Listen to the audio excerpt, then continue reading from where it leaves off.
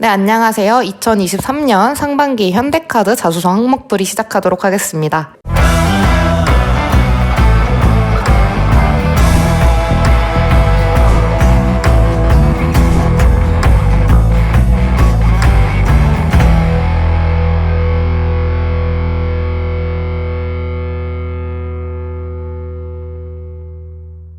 이번 상반기에 현대카드는 4가지 직무에 대해서 모집을 진행하고 있습니다. 가장 먼저 마케팅 영업, 그리고 경영 지원, 경영 관리, 리스크 컬렉션, 마지막으로는 브랜드입니다. 본격적인 자소서 항목풀이 시작하기 전에 간략하게 직무 내용을 설명드리고 넘어가려고 합니다. 가장 먼저 마케팅 영업입니다. 대부분의 문과 지원생들이 마케팅 영업 쪽에 몰릴 거라고 생각이 되기 때문에 해당 직무를 모집 분야 중에서 가장 먼저 제시한 것 같아요. 카드사 마케팅 지원자분들이 알아야 될 게, 마케팅이라고 하면 흔히 대고객 프로모션과 같은 그런 프로모션과 아니면 마케팅 행사 같은 거를 기획하는 것을 의미한다고 생각하는 경향이 있는데, 카드사 마케팅은 금융상품 개발을 이루는 업무 역시 마케팅이라고 불러요. 그렇기 때문에 가장 메인되는 일이 신용 체크카드 혹은 카드론과 같은 대출 상품들을 개발하는 것이 마케팅 직군의 메인 업무입니다. 이 외에도 프로모션을 기획하는 업무를 수행하지만, 그런 업무가 메인이 되는 업무가 아니라 현대카드가 가지고 있는 어플리케이션 혹은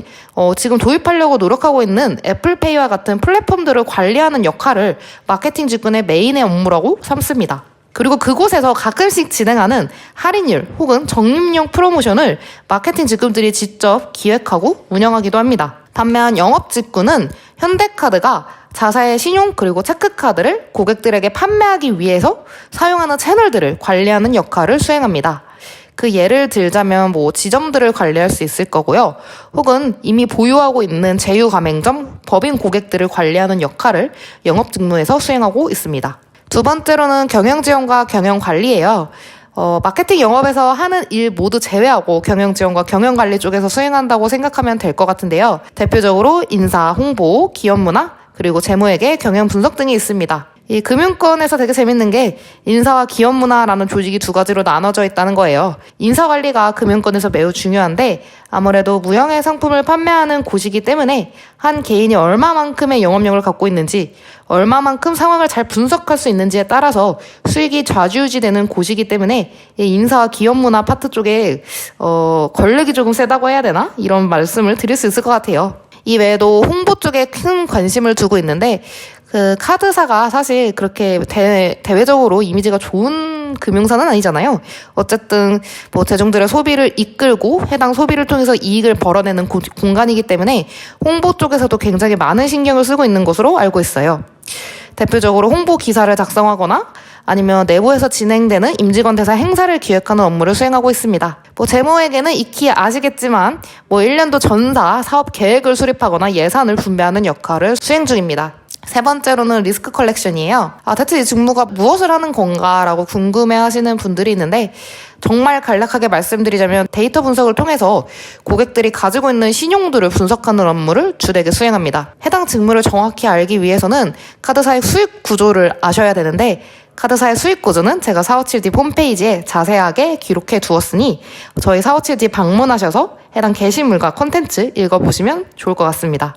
마지막으로는 브랜드입니다. 이 브랜드가 실질적으로 여러분들이 생각하시는 마케팅 직무의 전반적인 업무를 수행한다고 생각하시면 될 것 같아요. 현대카드 하면 뭔가 힙해 보이는 이미지가 있잖아요. 이런 힙해 보이는 이미지를 바로 브랜드 직무에서 수행하고 있는 것입니다. 대고객 대상 프로모션, 예를 들면 가장 유명한 슈퍼 콘서트 같은 행사를 이 브랜드 직무에서 기획하고 운영하고, 그리고 초대 가수를 섭외하고, 이런 자잘한 일들을 수행하고 있습니다. 이 외에도 현대카드의 카드 플레이트 되게 유명하잖아요. 이쁘다고. 이런 플레이트의 디자인을 완성시키고, 그리고 광고를 송출하는 그 일관된 업무를 브랜드 직무에서 수행합니다. 이 직무는 일이 많아요. 일이 많아서 야근도 되게 많고, 대행사와 접촉점과 그리고 소통할 수 있는 일이 굉장히 많다고 들었습니다. 그럼 직무 설명을 끝냈으니 본격적으로 자소서 항목풀이를 실행해 보도록 하겠습니다. 제가 진행할 자소서 항목풀이는 1번입니다. 네, 1번은 본인에게 가장 가치 있는 경험이 무엇이고 해당 경험이 본인의 성장에 어떤 영향을 끼쳤는지 작성해달라는 요청을 하고 있습니다. 작성 프레임은 크게 3가지로 나눕니다. 첫 번째로는 가치를 느낀 경험, 두 번째로는 해당 경험의 구체적인 상황, 세 번째로는 지원자분이 느낀 점 혹은 배운 점, 이 순서대로 작성해 주시면 좋을 것 같습니다. 근데 여기서 드는 의문은 과연 내가 지원한 직무에서 어떤 경험을 써야지 뭔가 매력적인 자소서가 될까라는 고민과 의문이 들 수도 있을 것 같아서 제가 작성해 볼 만한 에피소드들을 아니면 경험들을 살짝 추출해 보았어요. 해당 경험들을 읽어보시고 자신에게 맞는 에피소드가 있다면 그 에피소드를 적극적으로 활용해 주시면 될 것 같아요. 우선 마케팅과 영업 직무는 직접 영업을 해보았거나 아니면 회원 유치를 위한 프로모션을 기획해본 그런 경험들을 작성해 주시면 좋을 것 같고요. 경영 지원과 경영 관리는 뭔가 불합리하게 처리되었던 회계 절차를 개선했던 일, 아니면 프로젝트 수행 당시 팀 분위기를 바꾼 경험 등을 작성해 주시면 될 것 같아요. 순서대로 말씀드리자면 회계 절차를 개선한 일은 재무회계 직무에 해당하고 프로젝트 수행을 하면서 팀 분위기를 바꾼 일은 조직문화 직무에 해당하는 에피소드라고 말씀드릴 수 있습니다. 리스크 콜렉션은 제가 앞서 말씀드렸듯이 데이터 분석 그리고 고객에게 무언가를 점수를 매기는 일을 수행한다고 말씀드렸잖아요. 그렇기 때문에 누군가를 평가해본 일을 작성해 주시면 좋을 것 같아요. 누군가를 평가해봄으로써 특정 기준에 이 사람이 부합한지 그렇지 못한지 구분해본 경험이 있다면 해당 경험을 작성해주세요. 브랜드 직무는 대고객 프로모션을 진행해본 경험을 작성해주시는 것을 가장 추천드립니다. 예를 들자면 팝업 스토어, 전시회, 사진전 같은 것들은 여러분들이 학창시절에 동아리나 아니면 공모전을 통해서 직접 실행해본 경험들이 있잖아요. 이런 경험들을 적극적으로 녹여주시면 좋을 것 같습니다. 네, 그럼 다음으로는 구체적인 예시를 들면서 설명을 드리도록 할게요. 네, 가장 먼저 마케팅 직무의 자소서입니다. 이 친구의 주된 에피소드는 그 애완동물 플랫폼 개발이라는 것이에요. 이 친구가 학창시절에 창업 투자금을 받아서 해당 플랫폼을 개발하는 업무를 수행하였다고 해요. 이 플랫폼의 가장 큰 핵심은 어쨌든 신규 서비스를 개설함으로써 고객 방문율, 즉 MAU를 높였다는 점인데 이것을 마케팅 직무의 에피소드로 활용했다는 점에서 인상 깊었습니다. 가장 첫 번째, 애완동물 플랫폼 개발 프로젝트에 참여하며 목표를 달성할 수 있는 가장 빠른 방법은 혼신의 힘을 다하는 진심성에서 비롯됐다는 것을 배웠습니다. 이 한 문장으로 이 친구가 어떤 경험을 가치 있게 여겼고 어떤 점을 배웠는지 한 문장으로 압축시켜서 표현했다는 점에서 지금 자소서가 묻고 있는 모든 바를 다 녹였죠? 그러면 충족이 된 겁니다. 그렇지만 그 자소서를 읽는 사람의 입장에서는 뭔가 이 상황이 궁금한데? 라는 의문이 들 수 있기 때문에 두 번째 문단에 플랫폼 개발 프로젝트에서 대체 어떤 일을 했는지 그 구체적인 상황 묘사를 해주었습니다.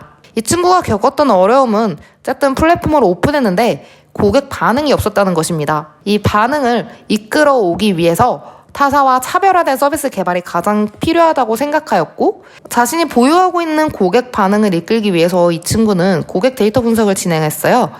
그것을 통해서 고객들이 원하고 있는 서비스가 무엇인지 그 수요를 예측할 수 있었고 수요에 맞는 신규 서비스를 결국 오픈하여 약 30%의 고객 유입률을 증가시켰다는 구체적인 상황 묘사를 진행하였습니다. 그리고 마지막 세 문단에는 실질적으로 자신이 어떤 걸 느꼈는지 그 내용을 구체적으로 작성해 주었고 한 문장으로 입사 후 포부를 짤막하게 표현함에 따라서 완벽한 자소서 항목을 완성해 주었어요.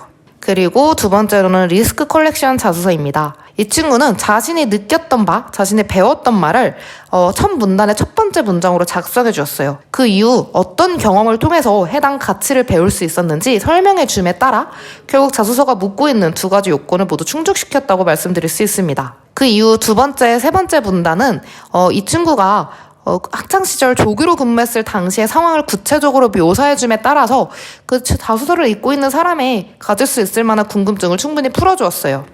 예를 들면 장학금 수요자를 선정했었어야 됐는데 그 과정 속에서 어려움이 있을 수도 있죠. 근데 그 친구가 겪었던 어려움은 매번 적용되는 기준이 달라서 장학금 수요에서 탈락되는 학생들이 있었다는 것을 발견했다는 거예요. 이 어려움을 해결하기 위해서 이 친구는 매뉴얼을 정확하게 구성하였고 이 외에도 자신이 만든 매뉴얼을 학생들에게 공지해 나감에 따라서 오류가 발생할 수 있는 상황을 미연에 예방하였다고 하네요. 이 상황을 통해서 이 친구가 느꼈던 바는 표준화된 기준이 반드시 사람을 대하는 일에는 필요하다. 그렇기 때문에 어떤 일을 할 때면 매뉴얼을 설정하고 해당 매뉴얼대로 무언가를 처리해 나가는 습관을 기르기 위해 노력하고 있습니다. 라는 배운 점을 마지막 문단에 설명해 주었습니다. 더 구체적이고 자세한 에피소드와 그리고 항목풀이는 저희 457팁에 기재되어 있고요. 저희 457팁 보셔서 많은 자소서 항목풀이 읽어보시길 바랍니다. 네, 그러면 다들 좋은 결과 있으시길 바랄게요. 감사합니다.